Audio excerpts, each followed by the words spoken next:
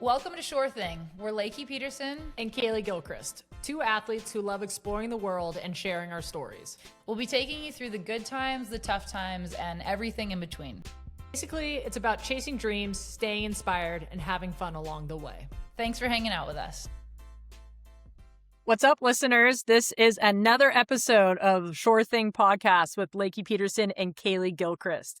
And we are excited. You're just getting us two today, so I hope that's okay. We've got some exciting guests in the future, and we've already had a couple very exciting guests that have been on the pod. But Lakey and I are checking in. As you can see, we're not together at the normal studio. So, Lakey, why is that? Because I'm far, far away in Australia, in my Australia studio. I'm over here getting ready for the season, getting ready to go, just getting some waves and locking in. So, yeah, we're doing long distance, but I think the podcast is still gonna be fire. Yeah, we're working on the long distance. It's been tough. I've seen more of Lakey in the past month or like 2 months since we started the pod than I have in like our 20 years of friendship, by the way, which is hilarious. Yeah. I'm stoked on our rekindling. It's amazing. But yeah, Lakey's getting ready. She's going to be down in Australia pretty much till May. So you'll be seeing a lot more of the online feature for the pod, but we're going to still try to pump out episodes every week. Lakey, chat with us about why and we decided to choose our topic today. Yes. So today's topic, we're going to talk a little bit about body image as women. Obviously, this is a pretty big topic that's been talked about a lot, especially in recent years. And I feel like Kaleigh and I were talking and we just felt like this is a topic we can both really speak to because we are female athletes and doing it in our bikinis or swimsuits in front of the whole world. So I feel like we both know firsthand what it's like to kind of be in this position. And maybe there's some misconceptions out there on this topic too, and misunderstandings, I guess. But we just figured it would be interesting and hopefully encouraging too. That's the main thing for other women or girls out there, and just enlightening in a way, because I feel like too, we've both done our sports for so long. There's been a lot of progression in this area also, especially in surfing. I don't know if you feel like that about water polo, but it's come really, really far from where it used to be with this topic, or at least the feelings we used to have as women in the sport. So that's really cool too. And I guess we just want to break all that down and thought it was interesting to talk about. Yeah, for sure. And this is obviously just from our perspective. Again, we have many years of experience in the sports, but we know everyone has different ideas and, views and experiences. So we don't want to talk on behalf of all that. We just want to share ours and hopefully, spread the message. And then also, we're always here if anyone wants to reach out to us, if someone that struggles with body image or being in a swimsuit, whether that's a water polo suit or a bikini every day, like we're always here and open and willing to chat. For sure. Yeah, absolutely. We're open. Hit us up. Leave a comment, like, subscribe, all the things. Let's dive in. Go, Kels. All right. So obviously you are in surfing, and that basically means you are in a bikini nonstop, especially in those warm water experiences. So I just want to ask a little bit, surfing has always been notoriously known as body image, and a lot of times, especially in our youth years, sex sold. And that's kind of how you learned when we were younger, how to make money, how to gain sponsorships.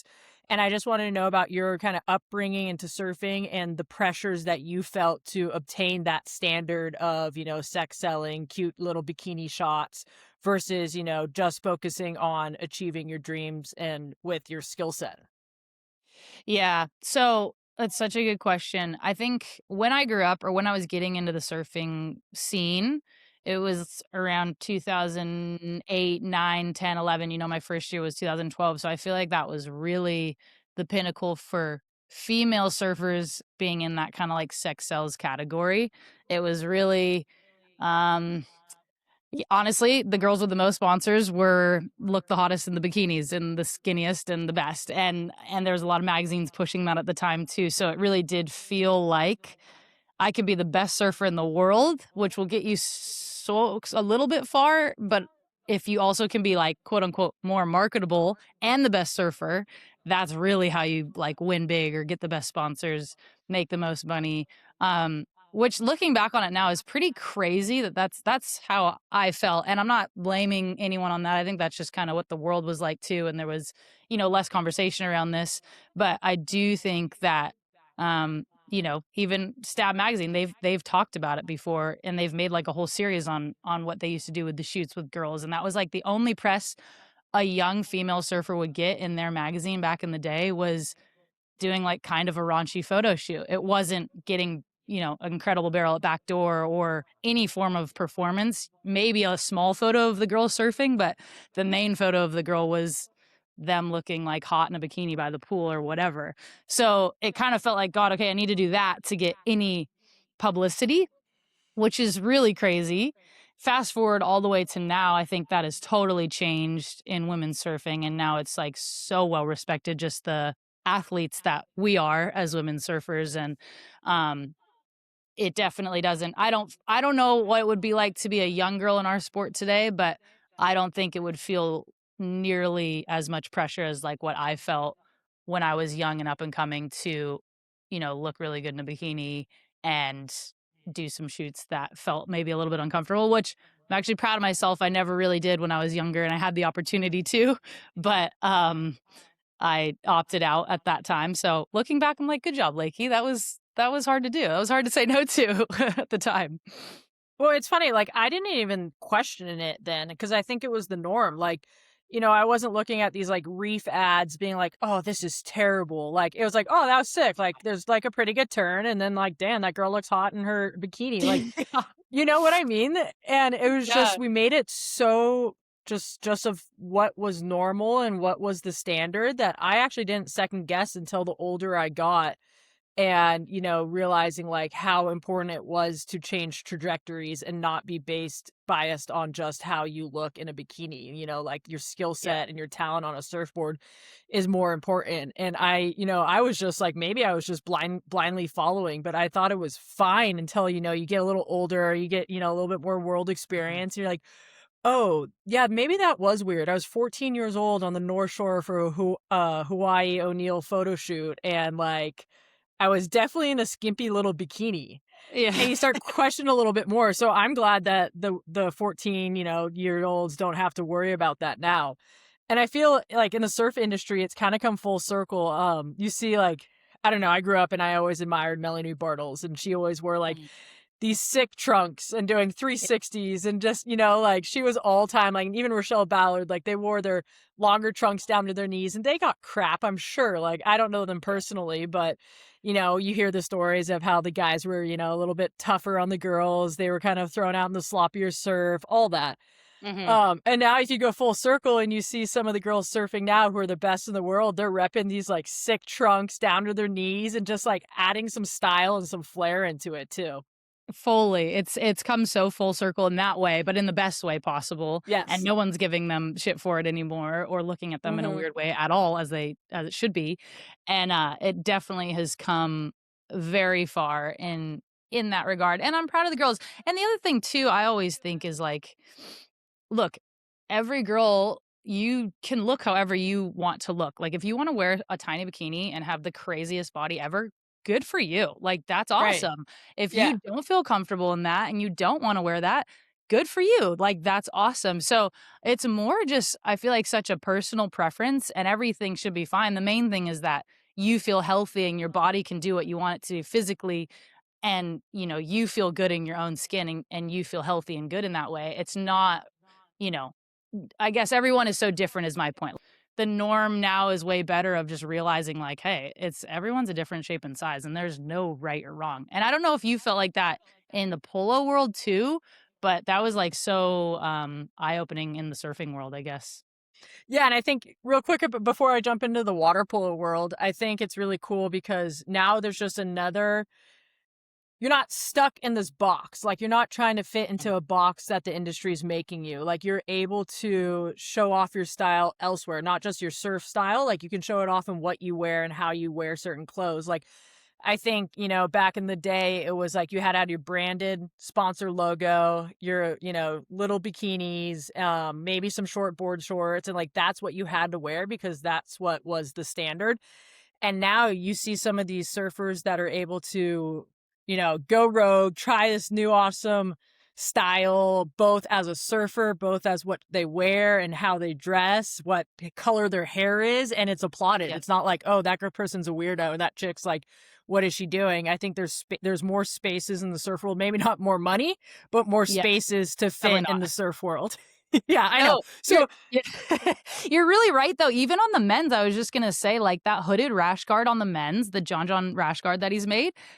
Obviously this is men's, but that used to be like no guy would kook. ever wear that kook. Yeah. But it's so functional and it's so good. And John started doing it, and because it works and he doesn't want to get fried every day.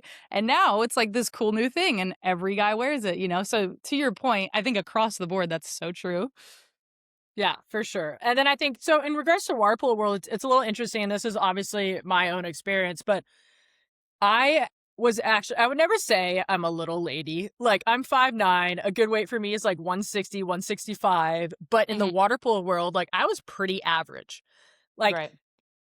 Of course there's a shorter person's like 5'6", 5'7", which is still above average in the rest of the world.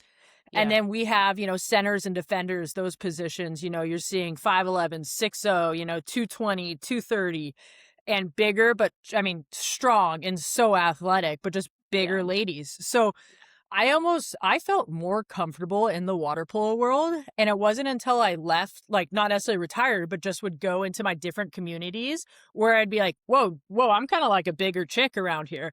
And Yeah. whether that was like my sorority in college or just my girlfriends from growing up, or especially into the surf world, like surfers are small.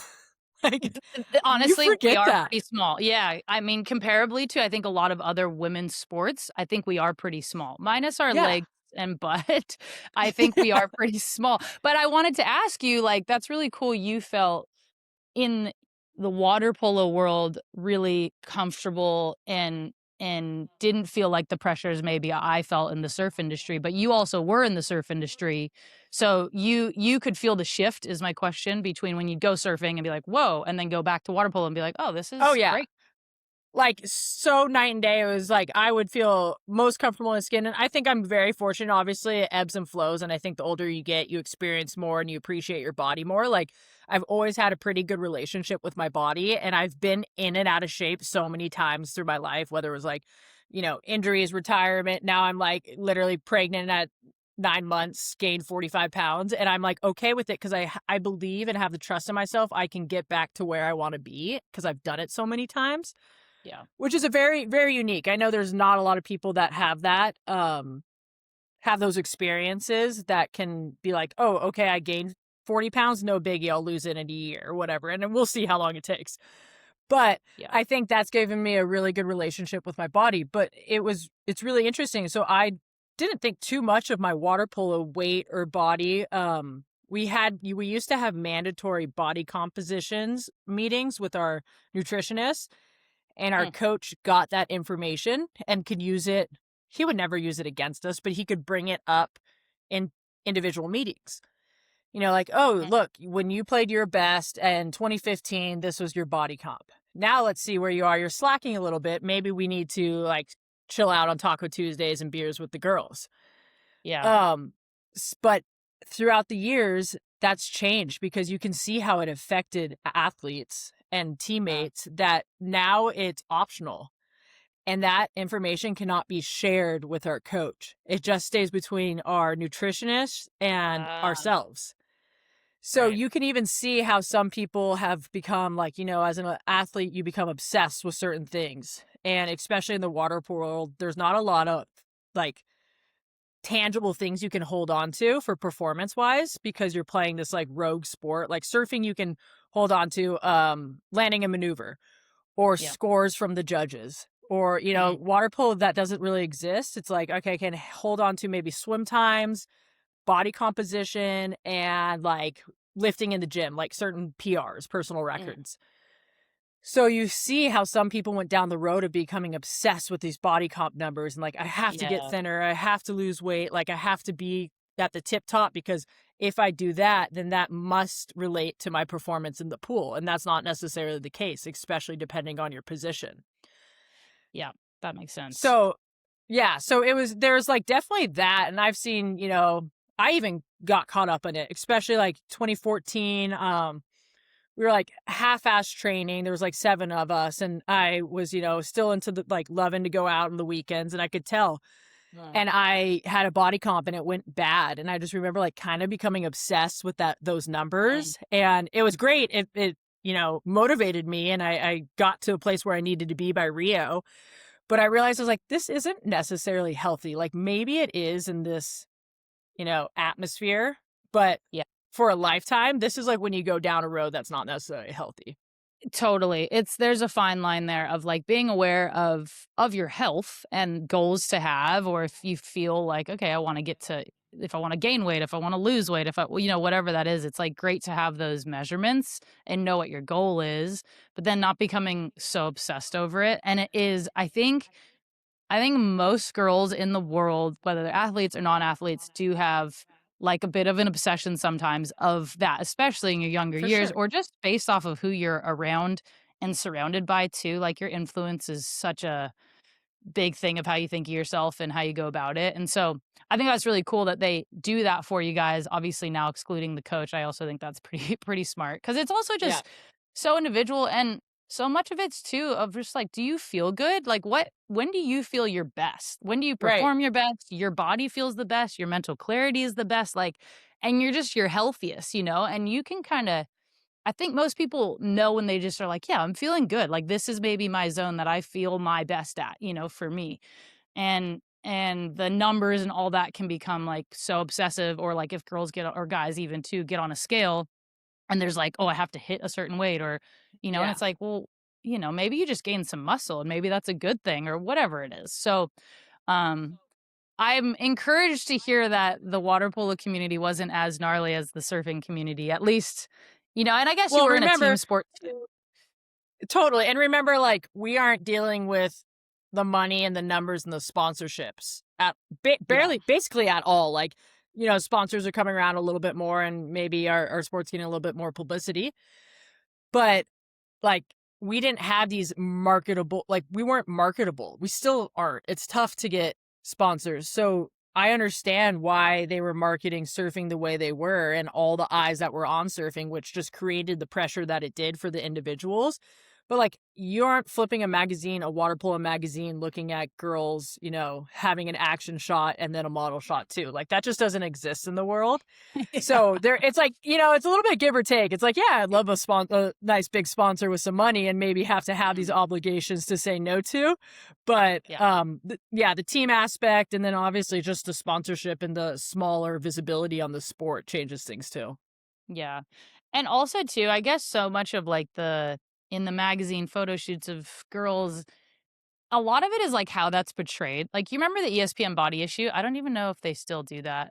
Yes, and this is actually really interesting you brought it up. So 2012 Olympics, so I wasn't on the team. They did a body shoot. They did the ESPN body shoot. It's like, in my opinion, the most killer shot. And you can see the height and sizes of all water polo players, because it's not like, you go to surfers, it's pretty much like this. Obviously you got the random, like Jordy's big, and there's a handful of bigger, taller guys, but water polo, it's like this, and you're round and you're thin and you're skinny, and it's the whole team lined up.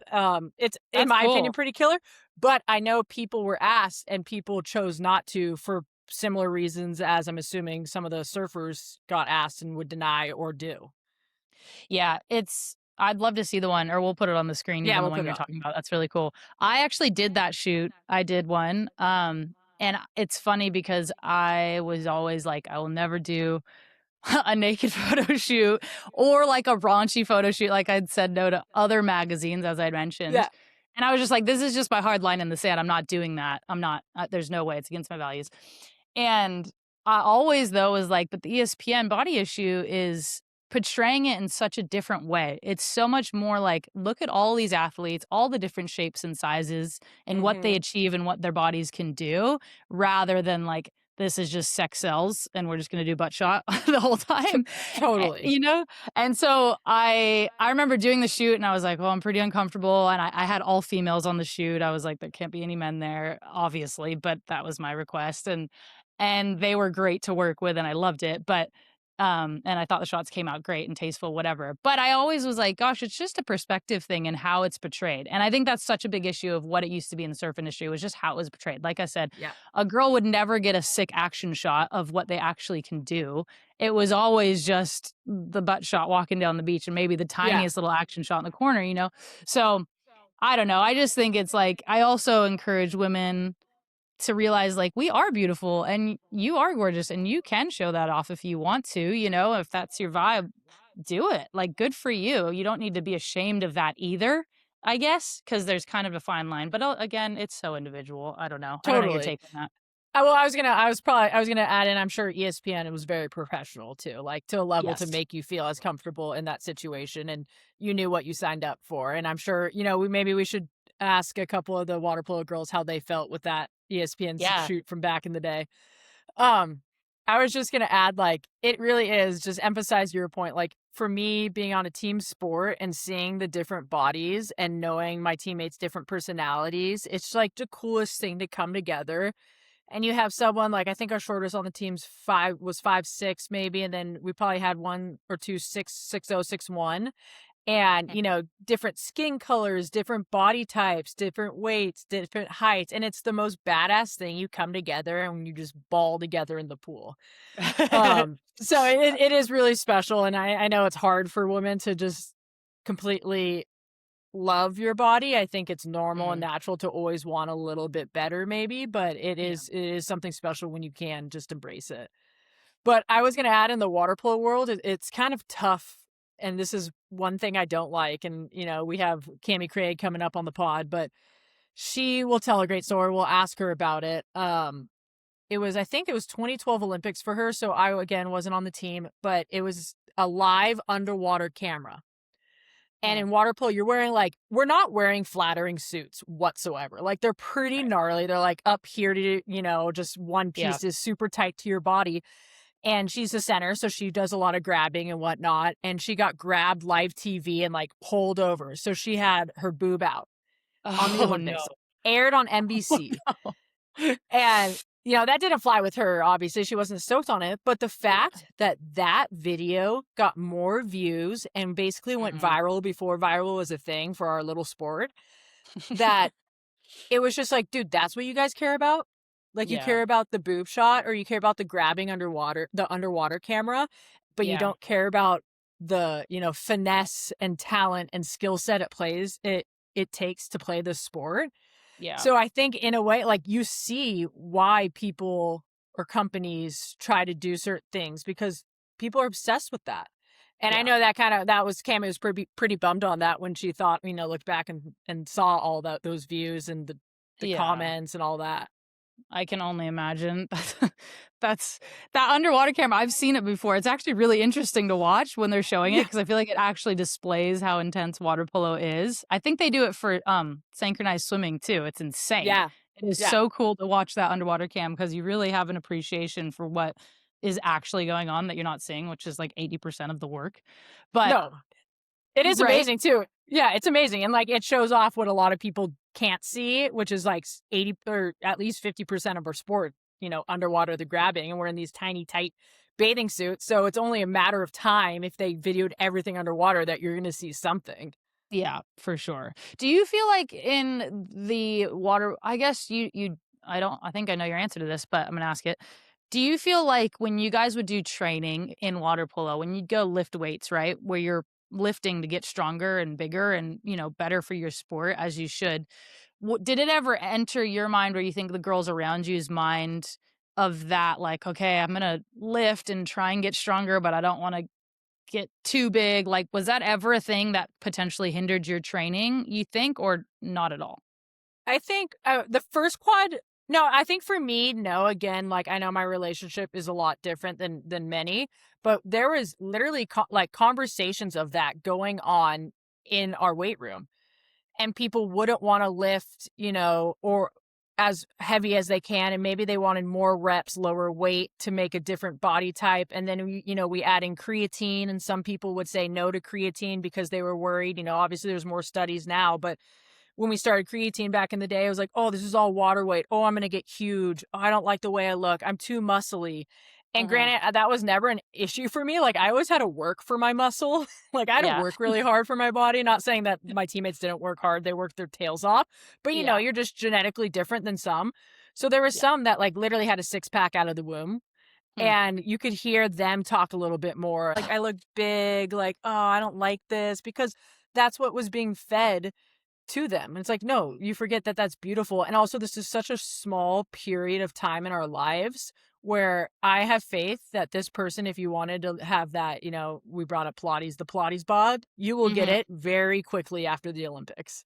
Totally. And you're training to do an elite sport the best in the entire world. Like, that is on such a level that anyone who wants to hate that or shame that just can't even relate to. Like, it's so funny because I always think the keyboard warriors or the people making you feel this way or the stigma around it, you know, for some people there's just stigma and that's maybe nobody's fault. But it's like they don't even know what that's like, these people who are making mean comments about you, you know?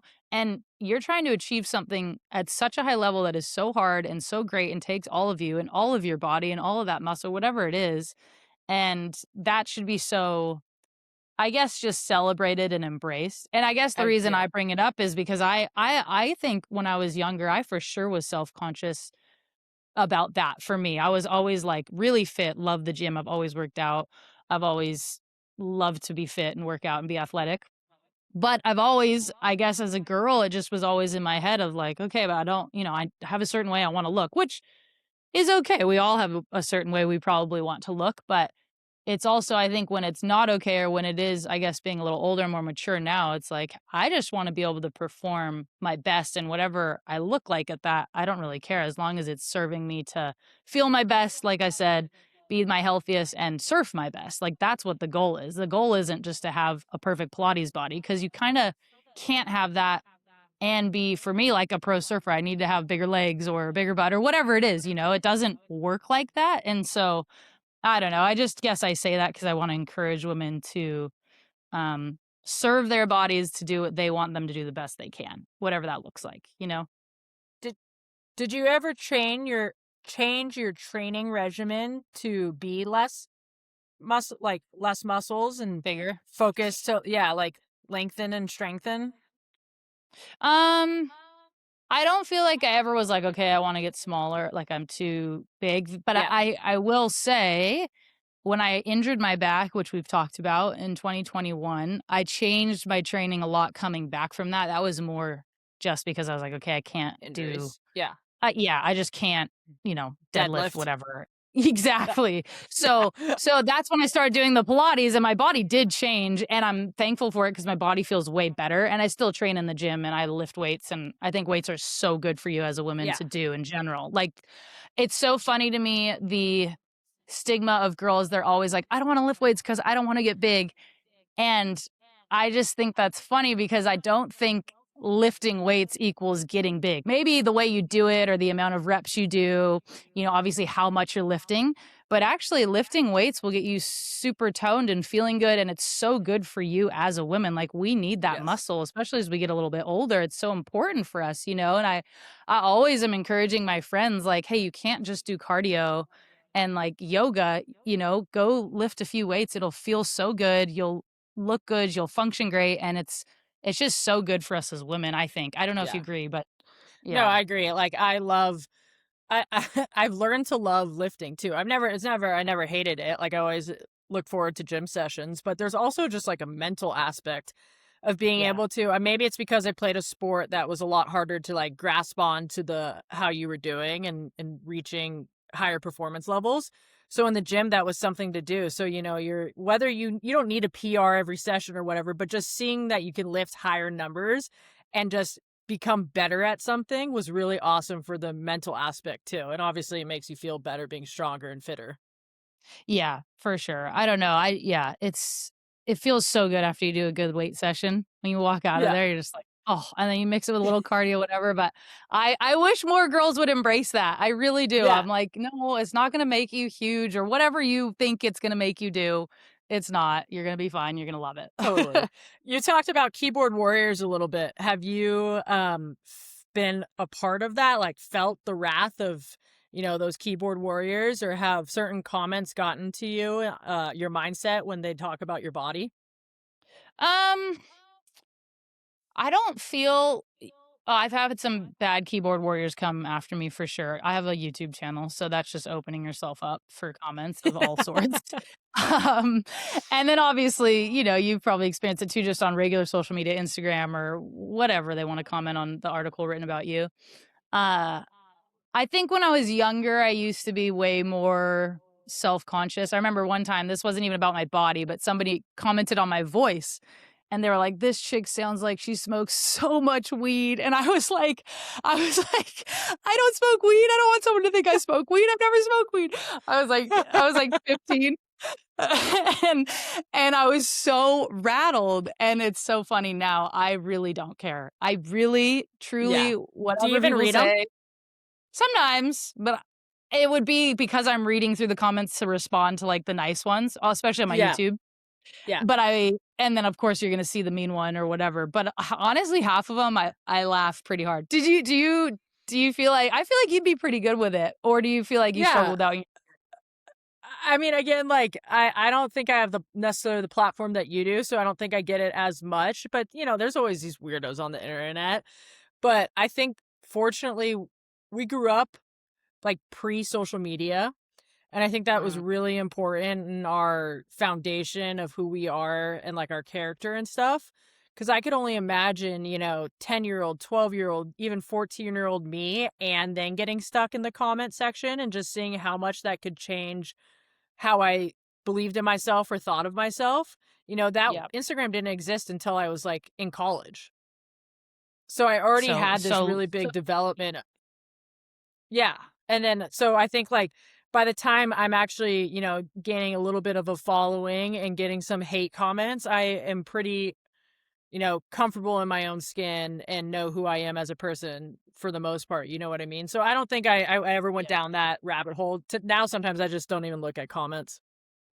Yeah, turn them off every now and again. There's some rogue ones. Yeah. Sometimes people say Yeah. so mean. It's actually so funny how mean. Totally. And I Oh, mean, I do feel bad for some of the younger up and coming, whether they're athletes or just, influencers or whatever it may be, that they have to deal with this at such a young age. Like, I understand why there's a mm. generation that has a little bit more anxiety and like social anxiety too, because of everything that's being said to them at a young age. Yeah, I think that's a great topic to talk about for a sec because it is so much harder now, even than when we grew up. Like you said, we kind of got that last golden age of being young kids without social media, and it kind of hit when we were in, senior in high school or coming into college, which I feel Yeah. so blessed that that was our journey. But I think now it is so much harder for young men, but really for young women because of social media. And everything is most things are fake or staged, or like you see the cutest shot of someone, they probably took 150 photos to get that one shot that looks good, Yeah. but the 13-year-old looking at that doesn't know that, and they just think, geez, I don't look like that just when I wake up and do a selfie in the Right. mirror. And I think actually here in Australia, they just put a rule in. I think they banned social media for kids 16 and under, Yeah. which I think is that's, the coolest thing I've ever heard. yeah, that's great. Yeah, it's really cool. So I'm curious Do to you, see in a few years if that helps with like mental illness and just body image stuff here. It'll be interesting. right. I was gonna ask, do you ever feel, or do you ever have conversations with the younger generation? Like, I mean, I can't believe I'm calling you a veteran, but you are. You're one of the oldest on the tour now, and you kind of guide and mentor a lot of the girls on tour, whether they know it or not. Like, I know what you're doing and how you're, conversing with your fellow competitors. Do you ever have conversations like this with them, or see them struggle and, try to bring them out of their little hole they're in? Um, I'm always here to talk to anyone, and I definitely am closer with some girls on the Of tour than course. other girls, of course. And you do see it.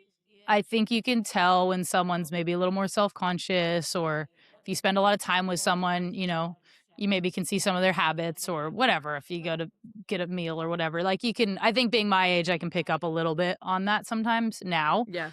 And so I guess I always am just try to be there for someone and be open and make them feel comfortable. But I also like never want to initiate it because I know that can freak someone out even more. Like, oh, she noticed They that, almost push you away. whatever. Yeah. So I guess it's sort of a fine line in a dance, but I mean, I definitely have friends that have had a lot of issues, with eating problems or training problems or whatever, and that Yeah. sucks, and it sucks they feel like that. It sucks we're in a world that makes them feel like that, and um I don't know. I guess I definitely try and always just be there for people, or if I see a girl that I feel like, oh, she's kind of maybe struggling with that a bit, I'll just take more time to hang out with them and go for a surf or go to Yeah. coffee, whatever, Yeah. That's important. What about you? I feel like you do some good mentorship stuff. Yeah, I mean, I think especially the team aspect makes it a lot easier. Like, Lakey, these girls are obviously some of your best friends, but you always have to remember they're your competitors. So I could understand there's always this fine line that you probably have to, be aware of. For us, we're teammates and we're like going to war together. Obviously, you're competing to make the team. So there's, usually 18, 17 of us to make 13 spots. So it is a very competitive atmosphere. But very similar is that, you gel with certain individuals versus others. And, there's been some that I gelled really well with that I saw go down a not healthy track. And there's others that maybe I don't gel that well with, and they also went down a similar track. And so it's just how much am I willing, not am I willing is the right verbiage, but how much would they even want to hear from me, I guess? And like, would it be respectful to even bring up a topic like that? So for one of my closer teammates, like went down a tough road and I was there, but it's also like, you have to realize, and I went through this in my own mental health journey after South Korea with my panic attacks, like that person who needs help like has to hit their own rock bottom in a sense and be willing to take the advice and take the help. Like for me, it wasn't until everyone's chirping in my ear, and this is obviously not about body image, but they were chirping in my ear being like, yeah, you should probably talk to a therapist. Like what you went through was intense. And there was even red flags on my end, like elevators I hated, small spaces I hated. And I'm like, yeah, I know, I will. Like I will when I'm ready. And it wasn't until my first full-blown panic attack being like, oh, I guess this is my rock bottom. I'm going to have to be ready to go seek some help. So it's like you can only guide them so much until they have to make their own decisions. And guiding them looks different, like an email of, maybe somebody that can help with, certain whatever their issue is. I don't know. I'm just bulimia or anorexia or body complex. Like I could send some therapist, but it's up to them to make that step into actually calling and actually going to the office and taking ownership. Because I think the ownership aspect is really hard or is really important during a healing journey. I couldn't agree more with you. That was so well said. It's so true. It's like a lot of women, a lot of everyone live in denial, and like you said with your journey after South Korea of just kind of deflecting it, like, oh, I know it's an issue, but I'm fine, until it really hits you in the face and you have to address it. And I think that stands so true for all sorts of issues, but certainly with eating disorders that you mentioned. You can only lead the horse to water, but you can't make him drink. I always think that. And it can be so frustrating as like a friend, or if you love or care about someone, because you're like, no, like you don't need to live like this. I want you to be good. I want you to be healthy. But you can only tell them that or get them to water, but they got to do the work. Like you said, that is, you nailed it. And it's really hard. Like my heart was broken for, this certain individual and like tried to help so much, but I realized if I continue to push, then I'm just going to get pushed away. And you just hope it doesn't have to go like so deep down, a rabbit hole where you have to, definitely there's a time where you do need to jump in, and it never got to be that far. But luckily, the ownership happened and change happened, and, it was great. But I think it's a really fine line to be a mentor, maybe not even a mentor, but just a supporter during these journeys, because you don't know what that person's going through either. Like you can't act like you know it all or try to help them. Be like, it's easy, just eat a burger. Like I know that was like something that people would hate to hear. It's like, no, you don't understand. Like they actually have a complex about food and view food a different way than us, like in their brains. So I think it's a lot of patience too is important. Yeah, for sure. And I think this is a good topic that you brought up, because I'm sure so many girls, almost every girl in the world probably has a friend who they see, ooh, they have a problem with this, or maybe are starting to. Like, we all know someone. Maybe it's you. I mean, I struggled Yeah. with stuff myself when I was younger, for sure, and just like thinking I wasn't looking good enough. So I think I just encourage girls, as Kaleigh said, do what Kaleigh did as a friend.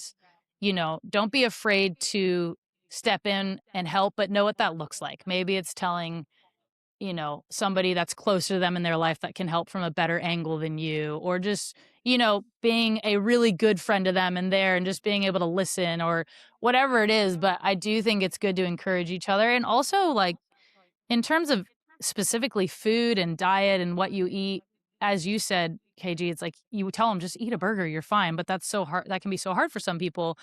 But one thing, you can do is like cook really yummy, healthy meals, or just have them over for dinner, whatever. I don't know. I guess it's just you become who you're around, and you can be a really good example for people in that way, and I Yeah, for encourage sure. girls to do that for each other. Yeah. Well, I think we're just, at the tip of the iceberg with this conversation of body image, and I'm sure we'll dive into it a little bit deeper.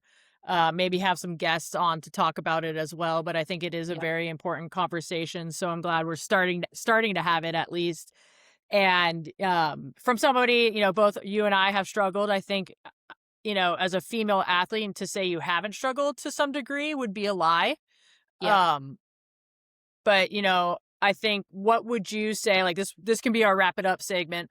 What would you tell your younger self about this topic, about your body image, about the importance of being healthy and so on? Good question.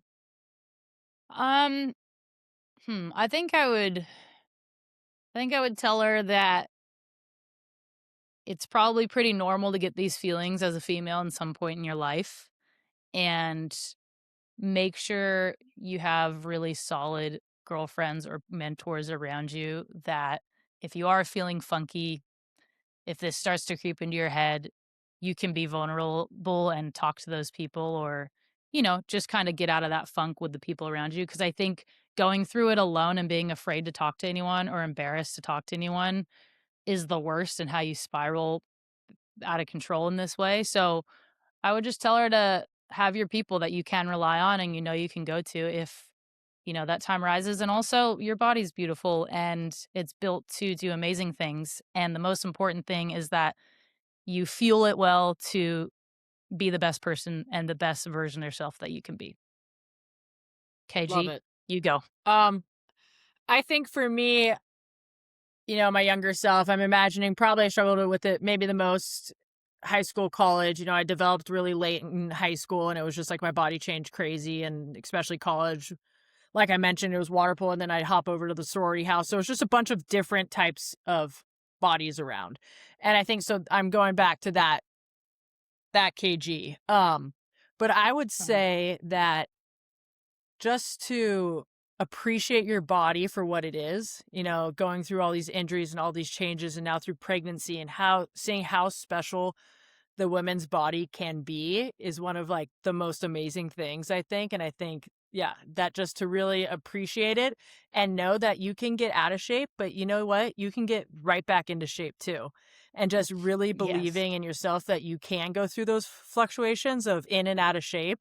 And when you need your body to be in the best shape, it will be because of the work you've put in. So just trust that. Yeah.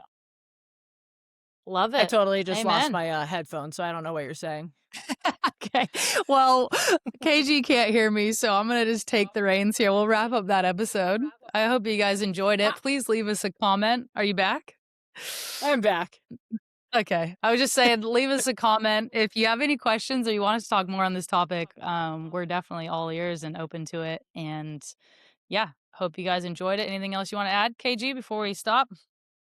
No, I think that's great. It was a great conversation with you, Lakes. And yeah, just know we're always here for anyone that needs help or questions or comments, exactly what you said. But hope you enjoyed this episode. Awesome. We'll see you guys next week.